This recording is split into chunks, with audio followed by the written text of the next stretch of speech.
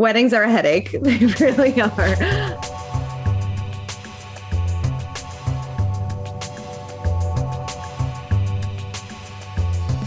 Well, we tried to, and as you saw, it didn't work out so well. So we just met with our wedding planner last week. She's based down here in San Diego.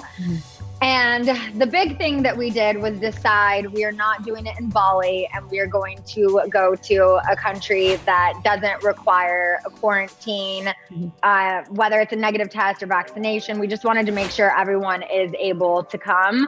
But not doing it in Bali, if we do it somewhere closer, then so many more people are going to be able to come. And it's like, where do we draw the line? That's where I'm struggling right now, because I have a massive family whom I'm all close with. So Brock's like, well, all of your cousins don't need to be invited. I'm like, all of my cousins who I talk to in our cousin group chat on a weekly basis, like I'm supposed to just not invite them? Like, no, your college football friends don't need to come. Right. So now we're kind of like, the way we're thinking right now is if we haven't met them, then they're not invited.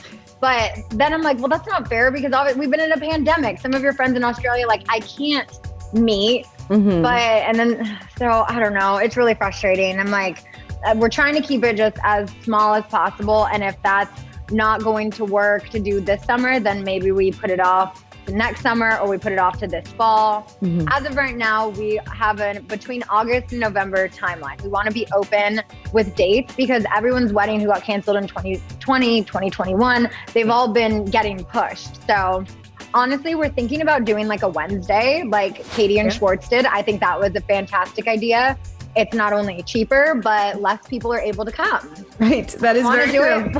We also kind of want to do it when like school's already back in session, because it's like, we invited you. I'm so sorry you can't make it because your kids are in school. But then there's gonna be the parents that pull their kids out of school. And so we're really trying to figure out where to draw the line, because I wish we just had an endless amount of money, no budget, and we could just invite everyone in the world, but that's not realistic. So we're figuring it out. As of right now, this year between August and November, but that's all we've planned. So it could totally change.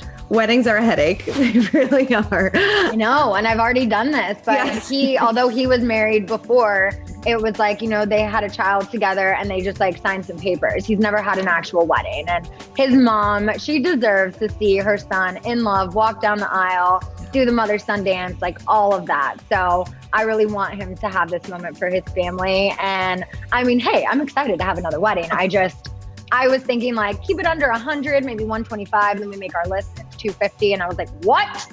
No. So we need to figure out where to draw the line. Totally. Has any tips? My way. Do it on the Wednesday. That's a good idea. Yeah. Wednesday when school is in session. That's exactly. I love it.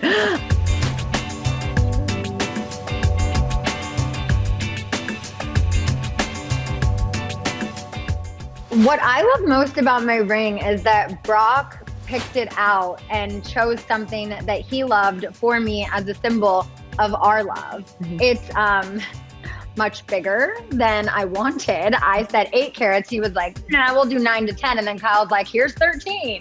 I mean, literally it's 12.74 carats. So it's definitely not an everyday wear ring, which is why I had Kyle just make me this simple band that I wear every day. And then when we get married, I'll add another band on top, and that'll be my ring. But it's beautiful. I mean, he took what I said I wanted and kind of made it his own. So it was a complete surprise when I saw it, because I was like, whoa, that's not what I said, but it is so good. And who cares what anyone else says? This is my ring. It's a symbol of our love. And at the end of the day, that's all that matters.